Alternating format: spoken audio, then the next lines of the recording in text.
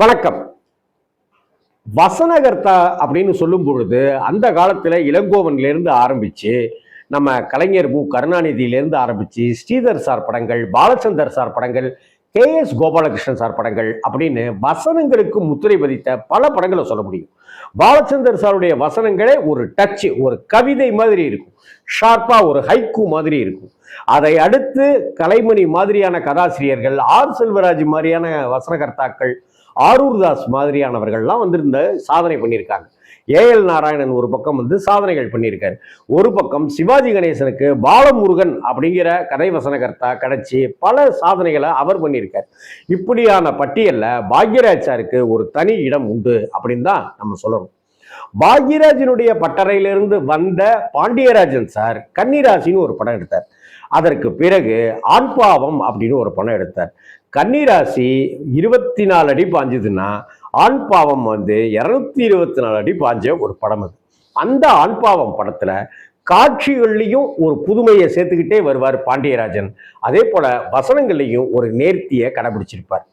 அந்த படத்துல பாண்டியன், பாண்டியராஜன், சீதா, ரேவதி, VK ராமசாமி, கொல்லங்குடி கருப்பாயி, பூர்ணம் விஸ்வநாதன், ஜனகராஜ், தவக்கலை இப்படி பல பேர் நடிச்சு மிகப்பெரிய வெற்றி படமா அமைஞ்சது தான் ஆண்பாவம் திரைப்படம்.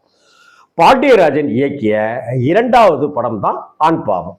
இந்த படத்துல எப்படி நம்ம பூவா தலையா திரைப்படத்துல ஜெமினி கணேசன் பேர் கணேஷ்னே இருக்கும், நாகேஷ் பேர் நாகேஷ்னே இருக்கும் அப்படின்னு எல்லாம் பாலச்சந்தர் வச்சிருந்தாரோ, நிறமாறாத பூக்கள் திரைப்படத்துல இயக்குனர் பாரதி ராஜா அவர்கள் சுதாகர் பேர் சுதாகர், ராதிகா பேர் ராதிகா, விஜயன் பேர் விஜயன், ரத்தி பேர் ரத்தி அப்படின்னு வச்சிருந்தாங்களோ, எப்படி SP முத்துராமன் டைரக்ஷன்ல மகேந்திரன் சாருடைய கதை வசனத்துல வந்த கமல் ரஜினி நடித்த ஆடுபுலி ஆட்டம் படத்துல கமலை தவிர மற்ற எல்லாருக்கும் அந்த கேரக்டர் பேரை வச்சிருப்பாரு. ரஜினிக்கு ரஜினினே பேர் வச்சிருப்பாங்க.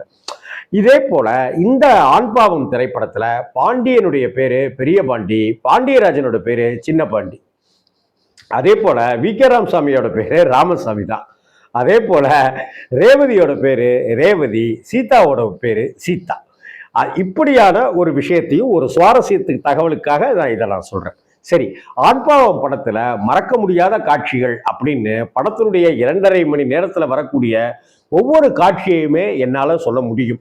அந்த அளவுக்கு பாண்டியராஜன் சார் வித்தை காட்டியிருப்பார் அந்த படத்துல. அப்படி ஒரு ஜாலம் பண்ணியிருக்கிற படம் தான் ஆண்பாவம். அந்த படத்துல டக்குன்னு நெகிழ்ந்து கை தட்டுவோம்ல சில இடங்கள்ல, அப்படி நெகிழ்ந்து போயிடுவோம், கை தட்டுவோம். சில சமயம் சிரிச்சுக்கிட்டு கை தட்டுவோம், சில சமயம் அழுதுகிட்டே கை தட்டுவோம். இப்படியெல்லாம் இருக்கிற மாதிரியான பல காட்சிகள் அந்த படத்துல உண்டுனாலும் கூட நான் நெகிழ்ந்து வியந்து அப்படி கரவொலி எழுப்பிய அந்த ஒரு காட்சி, VK ராமசாமி பக்கத்து ஊருக்கு போய் அந்த பொண்ணை போய் பார்த்துட்டு வா அப்படின்னு சொல்லி பாண்டியன் கிட்ட சொல்லியிருப்பாரு. பாண்டியன் அந்த ஊர்ல போய் இறங்கின உடனேயே இவர் தான் மாப்பிள்ள அப்படின்னு சொல்லி ஒருத்தங்க கூட்டிட்டு போயிடுவாங்க. ஆனா இவர் பாண்டியன் அப்பா சொல்லி அனுப்பிச்சது ரேவதியை பார்த்துட்டு வர சொல்லி. வாத்தியார் பூர்ணம் விஸ்வநாதனோட மகளாக நடிக்கிற ரேவதியை பார்த்துட்டு வர சொல்லி தான் VK ராமசாமி அனுப்பிச்சிருப்பார். ஆனா இவரை வேற யாரோ ஒருத்தங்க கூட்டிட்டு போக இவர் மீசை முருகேஷனுடைய மகளாக நடிச்சிருக்கிற சீதாவை போய் பார்த்துருவார். சீதாவை பார்த்ததும் சீதாவை பிடிச்சி போயிடும். ஆனா அங்க ரேவதியை பார்க்கறதுக்கு பாண்டியன் போயிருக்கவே மாட்டார். ரெண்டுமே ஒரே ஊர். இப்ப சீன் உங்களுக்கு விளங்கணுங்கிறதுக்காக இந்த இடத்தெல்லாம் சொல்றேன். ஒரு நாள் VK ராமசாமி வீட்டு வாசல்ல நாற்காலியில சேர்ல உட்கார்ந்துட்டு இருப்பார். அப்ப வாத்தியார், ரிட்டையர்டு வாத்தியார் பூர்ணம் விஸ்வநாதன், ரேவதியினுடைய அப்பா, அவர் ஒரு மஞ்சள் பையோட வருவார். வந்துட்டு இந்த மாதிரி வாங்க வாங்க உட்காருங்க அப்படின்வார். வணக்கங்க, நல்லா இருக்கீங்களா? நல்லா இருக்கேங்க. இது பையன் பொண்ணு பார்க்கறதுக்கு வருவான்னு சொன்னீங்க, அவர் வரவே இல்லைங்களே அப்படின்னு பூர்ணம் சொன்னாங்க.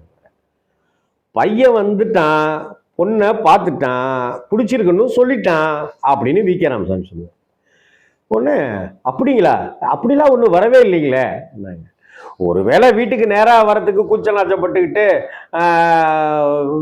பார்த்துட்டா, குளத்தாங்கரையிலையோ கோயில் கரையிலையோ பார்த்துட்டானோ என்னமோ தெரியல. ஒரு நேரா வந்தாக்க ஒரு தடவை தான் பார்க்க முடியும், மறைஞ்சு மறைஞ்சு வந்தா ஒவ்வொரு தடவையும் பார்க்கலாம்ல, அப்படி வந்துட்டானே என்னமோ அப்படின்னு வி கே ராமசாமி சொல்லுவார். அப்படிங்களா, பொண்ணை பார்த்துட்டாருங்களா, பிடிச்சிருக்குன்னு சொல்லிட்டாருங்களா? ஆமாங்க, பொண்ணை பிடிச்சிருக்குன்னு சொல்லிட்டானே அப்படின்னு சொல்லிட்டு வி கே ராமசாமி சொல்லுவார். அப்போ அப்போ ரொம்ப சரிங்க அப்படி. இதில் பாருங்க, இதில் நான் சரிங்க, ஒன்றும் இல்லைங்க, ரொம்ப நன்றிங்க, நான் போயிட்டு வரேன் அப்படின்னு பூர்ண விஸ்வநாதன் அப்படி கிளம்புவார். அப்படி கிளம்புனோன்னே அப்போ பொண்ணோட ஃபோட்டோவை எடுத்துகிட்டு வந்திருக்கேன் பார்க்குறதுக்கு, கொடுக்கறதுக்கு அப்படின்வாங்க. பொண்ணோட ஃபோட்டோ தானே அப்படின்னு வி கே ராமசாமி கேட்பார். இங்கே தான் பாண்டியராஜன் அப்படிங்கிற ஒரு அற்புதமான ரைட்டர் நமக்கு தெரிவார். அந்த இடத்துல வி கே ராமசாமி கேட்பார், பொண்ணு ஃபோட்டோலாம் இருக்கு, அதில் பாருங்க எங்கள் வீட்டில் தேதி காட்டுற காலண்டர் இருக்குது, அதில் மகாலட்சுமி படம் இருக்குது, பொண்ணு இது மாதிரி தான் இருக்கணும்னு நான் சொல்லிடுவேன், நீங்கள் கிளம்புங்க அப்படின்னுவார். உங்களுக்கு ரொம்ப நல்ல மனசுங்க அப்படின்வார். அதெல்லாம் ஒன்றும் இல்லைங்க, எல்லாம் நல்லா நடக்கட்டும் நல்லா நடக்கட்டும் அப்படின்வார். அப்போ ஒரு நல்ல நாள் பார்த்து சொல்லிட்டீங்கனாக்க, இதுக்கு என்னத்த நல்ல நாள் இதெல்லாம் பார்த்துட்டு இருக்கிறது, அதில் பாருங்க உங்கள் பொண்ணை எங்களுக்கு ரொம்ப பிடிச்சி போச்சு, அதனால் இந்த துண்டையே நம்ம இப்போ எதையாவது மாற்றிக்கணும், அவ்வளவுதான், உங்களுக்கு அதானே உங்களுக்கு திருப்தி, வாங்க இதுவும் கைத்தறி துண்டு தான் கொடுங்க அப்படின்னு தன்னுடைய தோளில் இருக்கிற துண்டை பூர்ணம் விஸ்வநாதனுக்கு போட்டுட்டு, பூர்ணம் விஸ்வநாதனுடைய துண்டை தன்னுக்கு போட்டுக்கிட்டு இருக்கிற அந்த காட்சி இருக்குல்ல, அவ்வளவு ரொம்ப நெகிழ வைக்கிற அந்த காட்சியை ரொம்ப அழகுபடுத்துகிற விஷயம் இது. வி கே ராமசாமி சார் ஒரு பக்கம் அவருக்கே உண்டான துணியில பேசுறது, அதுல பாருங்க அப்படின்னு வரல, அந்த ஸ்டைலும் அதுல இருக்கும். பாண்டியராஜனுக்கே உண்டான அந்த புதுமை டச்சு, பொண்ணோட போட்டோ தரங்க அப்படின்னு பூர்ணம் விஸ்வநாதன் சொல்ல, அது ஒன்றும் இல்லைங்க, வீட்டில் தேதி காட்டுற கேலண்டர் இருக்கு, அந்த கேலண்டரில் மகாலட்சுமி படம் இருக்கு, அந்த படத்தை காமிச்சு பொண்ணு இப்படிதான்டா இருக்குன்னு நான் சொல்லிடுறேன், இதை விட பொண்ணு மகாலட்சுமி மாதிரி இருக்கு அப்படின்னு சொல்ற மாதிரியான ஒத்தவரி டயலாக் எழுதாம பாண்டியராஜன் சார் எவ்வளவு அழகுபடுத்தியிருக்காரு பாருங்க அந்த இடத்துல வசந்தால. தவிர இப்ப ஏதாவது ஒண்ணு மாத்தி ஆகணும், அப்பதான் உங்களுக்கு திருப்தி, ரைட்டு வெத்தலை பாக்க மாத்துறதுக்கு பதிலாக துண்டை மாத்திவோம் விடுங்க அப்படின்னு சொல்ற அந்த பெருந்தன்மை, அந்த மனப்போக்கு, இதை எல்லாமே அந்த காட்சிக்கு அப்படியே வலு சேர்த்துரும்.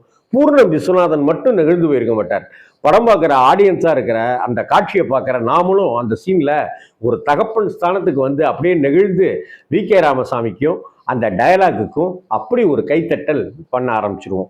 தமிழ் சினிமா உலகில் வி கே ராமசாமி அவர்களை சரியாக பயன்படுத்தி கொண்ட இயக்குனர்கள்ல பாண்டியராஜனும் ஒருத்தருங்கிறது இந்த ஒரு படத்திலேயே தெரிஞ்சிடும். ஏன்னா படத்துல பாண்டியனுக்கு எந்த அளவுக்கு முக்கியத்துவமோ, பாண்டியராஜனுக்கு எந்த அளவுக்கு முக்கியத்துவமோ, சீதாவுக்கு எந்த அளவுக்கு முக்கியத்துவமோ, ரேவதிக்கு எந்த அளவுக்கு முக்கியத்துவமோ, அதே போல வி கே ராமசாமி அவர்களுக்கு அவ்வளவு முக்கியத்துவம் இந்த படத்துல கொடுக்கப்பட்டிருக்கும்.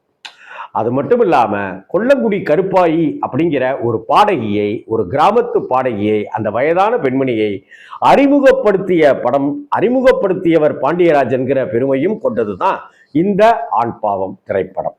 வணக்கம்.